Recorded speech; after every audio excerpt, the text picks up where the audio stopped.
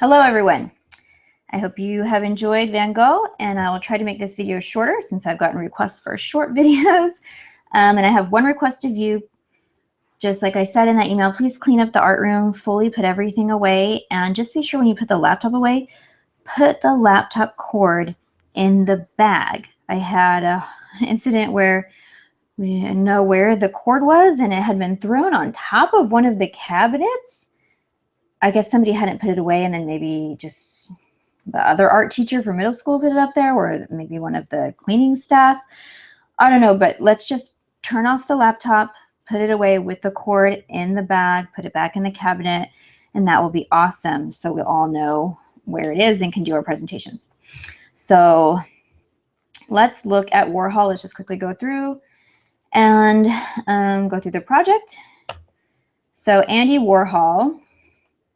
Oops, I don't think I did where's my screen share? Here we go. Here's Andy Warhol.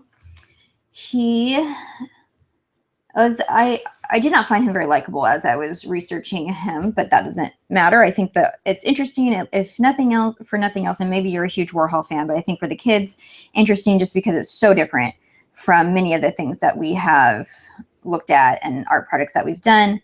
I mean, and isn't that part of what makes him, at least what made him interesting when he first came out, was just he was different. It had got shock value. We're not looking at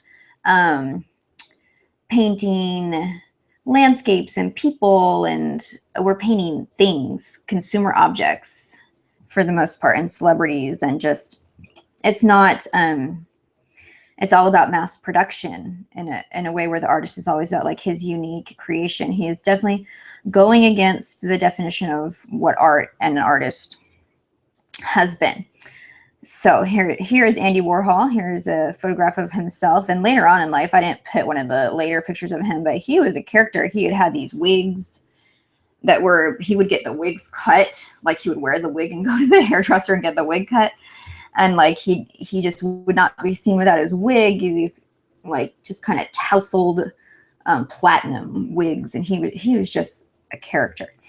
I mean, and I read one story where the girl took his wig once, and he wrote in his journal, "I couldn't believe I didn't push her out the window." And I'm like, oh, okay, lovely.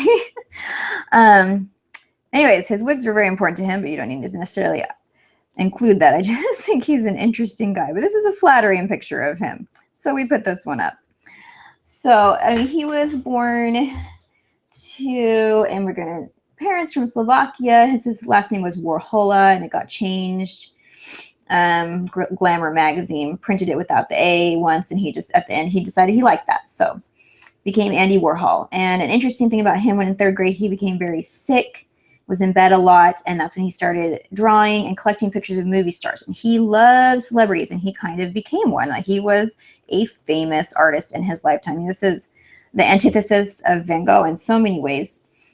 So he studied art. He became a commercial artist for like advertisements. What's what he first did. Here's some of his early works of art, and you can already see here the repetition of the images starting, which is something he became very known for.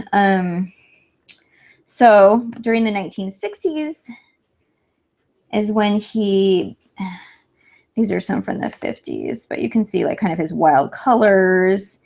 Here's an advertisement that he did. And basically he took his advertisement work and then said, hey, this is high art too. You know, breaking that divide between high and low art, being low art, you know, being maybe what you do for pay, like for making these advertisements, and high art, what would you put in a gallery? Well, he put the images of products in a gallery, and this was revolutionary to say that was art, because that is not what had been considered high art up until then. So he was a pioneer of the pop art movement. So he could create paintings from famous products, and of course the Campbell's soup can is perhaps the most iconic of his paintings. And I read a story too that he would have just people, just artists all gather, you know, he just like hipster. He was the like ultimate hipster, like one of the originals with John Lennon there, just like a cool guy surrounded by the coolest of the cool, but whatever, they were talking, he's like, what should I paint? And one of his cool friends was like, you should paint a soup can. And that was that. He just took this lady's idea and said he gave her $50. And went on and rolled in the millions. So anyways, whether it was his original idea or not, he perfected it. So lots of products and images that were iconic to popular culture, which is why it's called pop art. Popular culture is just things that you see in the media every day, things that you consume every day, and that would be anyone in the mass audience would be like, oh, that's a Campbell soup can, and yeah, I use that. I know what that is. It's not any art that's difficult to discern. And when he was asked about his art, people thought he was maybe messing with the media. When they would ask him, he would just say, what is there is what it is. And my personal opinion is that that's the truth. I think that he was just he loved surface level. Here's his famous banana print. He celebrated the fact that his art was mass produced, just like its subject matter. His studio, he had a number of different studios, but they were all called the factory. He would move around in New York, painted silver, and just like he thought this place where his art was produced was like a factory. People would mass produce his art with him overseeing it. He was, this is very different than Michelangelo, if anyone was here last year when we did him, where he wouldn't let anyone touch anything. He did the whole Sistine Chapel himself and would barely let people mix his paint for him. Andy Warhol was like, come in, you be an artist with me. I'm going to make this the stencil and you're going to copy it. So he thought this was he was a very American artist. This is an American form of art because we love things that are mass produced. I have this quote on the outline. I'm not going to read the whole thing, but he just, like he did, I think we have a Coca-Cola one, but he loved that anybody could drink a Coke and they'd be drinking the same thing, essentially. The president or a bum on the street. We're all drinking a Coke. So this was the equality of America to him. And he celebrated that. He just, and he loves celebrities. So here he is, self-portrait with the picture that we started in the beginning. And Marilyn Monroe, very iconic figure. And he wanted to be a celebrity. Here he is next to Marilyn Monroe. He wanted to be on par. He wanted to be a celebrity. In many ways, he got that wish. He became ultra famous. He wanted money and fame. I read some things where people said is that maybe his pop art was critical of consumer culture. Reading his biography, I mean, really, I doubt it. He loved celebrities. He loved fame. He loved money. He just loved that whole culture. And he was celebrating it. And which there's not necessarily, and you can think what you want of that. There's not necessarily anything wrong with that. It doesn't have to, there's this image of the artist as like critical of society, as somehow above society. He is reframing the artist as one of just like everybody else in the consumer culture. However, still wanting kind of that fame and that notoriety for the artist, but not that the artist has a different necessarily American experience when it comes to the experience of popular culture. And these we're going to be doing a picture painting, not painting, but drawing kind of like this with the different images copied and the bright colors. I mean, he didn't use color really to provoke any certain emotion. He's using so many colors and different combinations of shades. This kind of makes an equalizing effect. No one color is determining the mood of these pictures. You can say that they're very bright. And so that, I think that does contribute to the mood, but it's not much different than Van Gogh. He's just kind of throwing all the colors out there.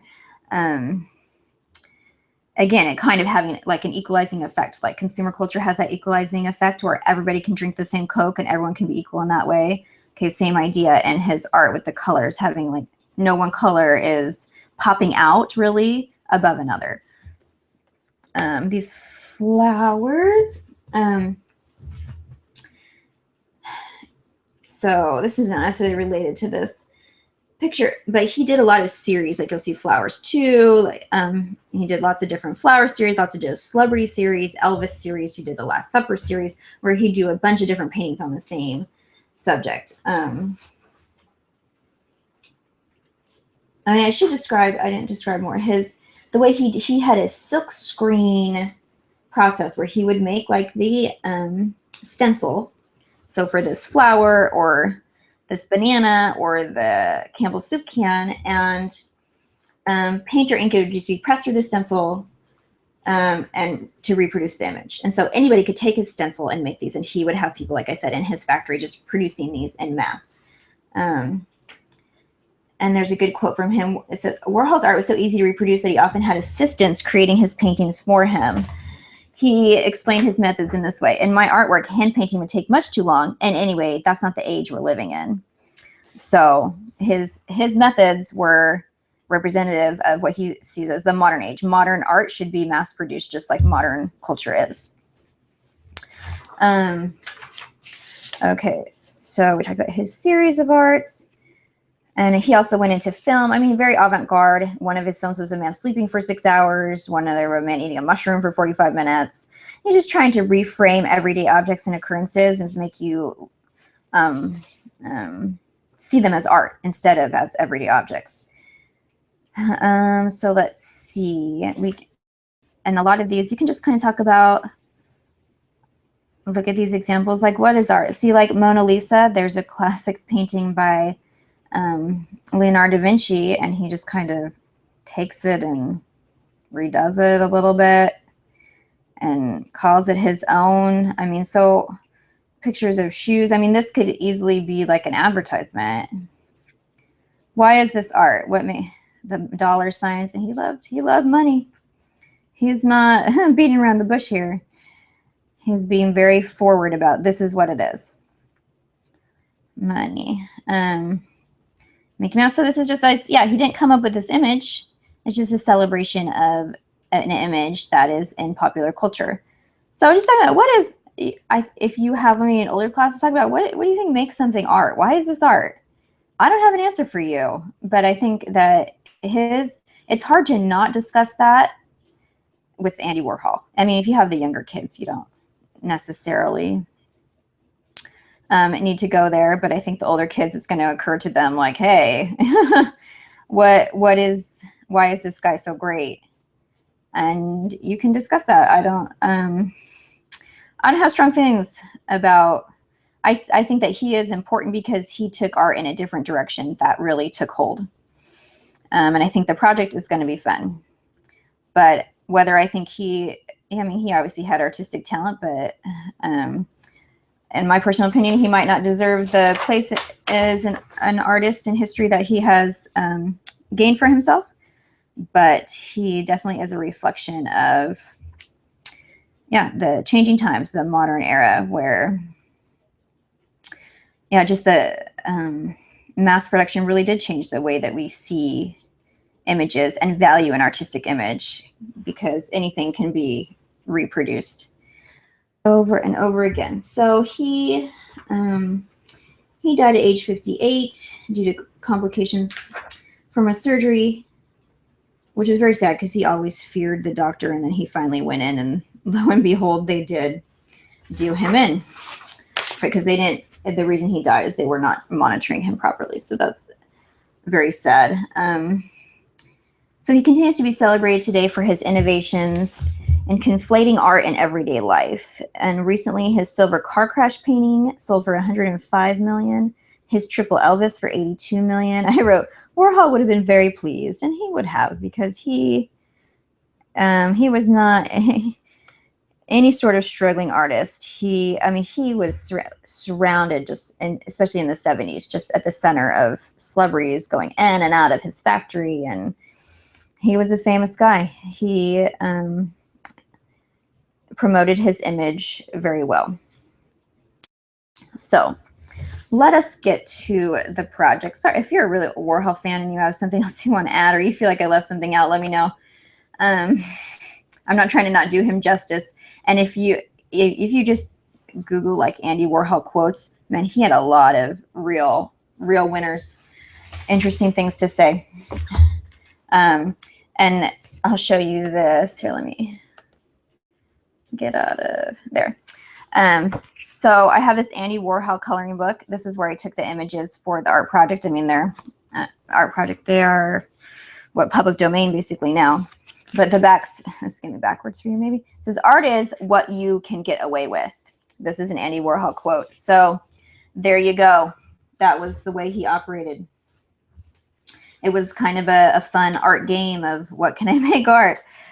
And if you prefer, if you have a younger class and you prefer to introduce artists this way, you're welcome to read this book. It's actually written by his nephew, James Warhol, about when they would go and visit him. And you can see him with his fancy wig right here. Might be a good way to introduce him as a more friendly kind of guy. If you like doing the books for the younger kids, we have that available in the closet and the art cart. It shows them visiting his factory. You can use that as a jumping off point for just introduction to his personality and his art.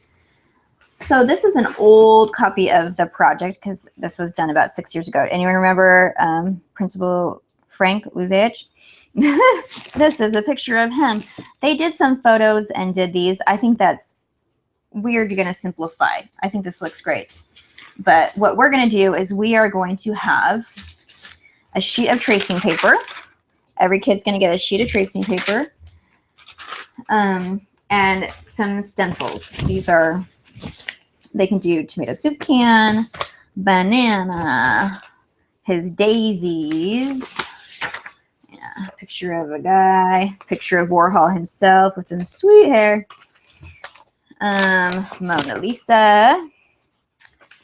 I think, and we have some flowers and butterflies too, which are in the art.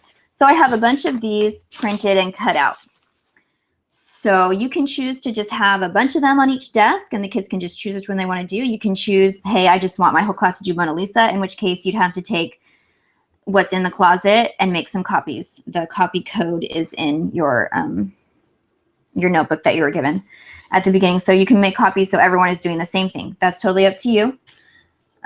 So they're going to have tracing paper, a stencil. They're going to fold their paper in fours and basically take a Sharpie, which I have next to me somewhere. Anyways, you know what a fine tip. We have fine tip markers. They're going to trace one of the images. I did a banana real quick right here. Trace it in with the Sharpie, being very careful because Sharpie doesn't erase, 4 times onto their tracing paper. Then you can choose to either have, we have huge boxes of markers. This is a small box, I just have it home, in the closet. Or you can do colored pencils. We have those in the closet as well. If you do the art cart, they have, I think every kid has colored pencils in their class, or they could use crayons. We have markers on the art cart just because I think it's going to take a lot of marker to color these in, and we just have enough markers that I think we can do that if you go into the classroom so the kids are not making all their markers dead in the beginning of, or like halfway through the school year, because it's going to take a lot of their marker to color these in. So whatever, I think that the marker is a little easier to color in the big spaces. If you have maybe older kids, they might appreciate being able to do finer details with the colored pencils. That's up to you. We have both available, like I said. So here, this is, and you can see it's kind of like the markers, it was kind of hard to get it all filled in, but I was in a hurry. They could do different layers on here to get it totally filled in. But so they want to do like with the bright colors, just like Warhol, alternating, like probably have them do, okay, pick 4 colors or 3 colors or 5 colors, depending on what their picture is. First, use one color and do this section in each one that you're going to do with that color. Then pick the next. So you go through and with the alternating colors. Or you could just do one wild color scheme and like repeat it on each one. Whatever they would prefer. So it's a pretty straightforward project. Just with the tracing it, outlining it, and coloring it in a wild color scheme. Hopefully like a patterned one so it doesn't just look like a blah. But even look at that Marilyn Monroe one that we just went through. There are a ton of colors on there, not necessarily in any order.